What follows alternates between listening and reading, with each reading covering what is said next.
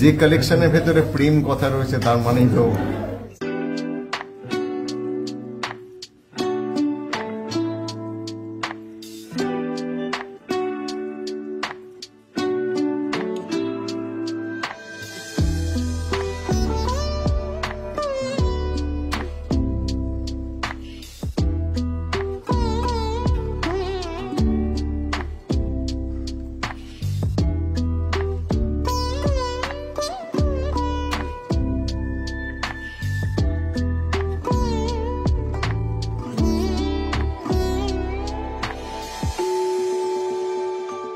আমাদের on screen স্বামী স্ত্রী প্রথম এরকম একটা ইভেন্ট, সো আই থিঙ্ক এরকম অনেকবার অনেকে অ্যাপ্রোচ করছে যে একসাথে আমরা ময়দা মুখার জিমলিকে পেতে চাই। সো ফার্স্ট ইভেন্ট আজকে একসাথে, something outside the film.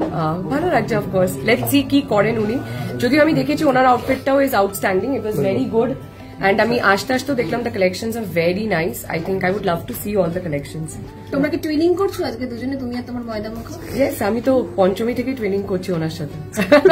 Yes, twinning করছি। ছবি তো ব্লকবাস্টার, মানে দর্শকের মুখে মুখে ঘুরছে এখনো, মানে এখনো গিয়ে সেই তাহলে স্যাটিসফ্যাকশন নিশ্চয়ই কাজ করছে। হ্যাঁ, মানে অফকোর্স মানে আমার তো মানে ইটস ভেরি স্পেশাল বিকজ আমার কোন ফার্স্ট ছবি যেটা মানে এরকম ভাবে 100 সাকসেসফুল ডেজ দেখেছে at box office and still it is running. বিদেশে এটা এখনো চলছে, আর তার মধ্যেই অনেক ছবি আসছে, মানে আরো এই যে আমরা যেমন দেখলাম খাদান বা আমরা অন্যান্য ছবি দেখলাম যেগুলো সাকসেস পেয়েছে। আমার ভালো লাগছে যে ওইগুলো সাকসেস পেয়েছে আর বহুরূপী এখনো আছে। সো এটা খুব ভালো লাগছে যে মাসালা মুভি একদম সাকসেসের একদম হাইয়েস্ট পয়েন্টটা কোনটি?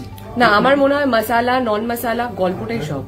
গল্পটা যদি ভালো হয় আর তাতে যদি গান নাও থাকে, মাসালা এন্টারটেনমেন্টের জায়গাটা নাও থাকে, অফকোর্স আমি কমার্শিয়ালের প্রতি একটু বায়াসড, অফকোর্স মানে এটা কিছু করার নেই। বাট আমার মনে হয় যে যদি গল্প, কন্টেন্ট ইজ দ্য কিং, আমরা এমনি এমনি বলি না, আমরা দেখে নিয়েছি এটা।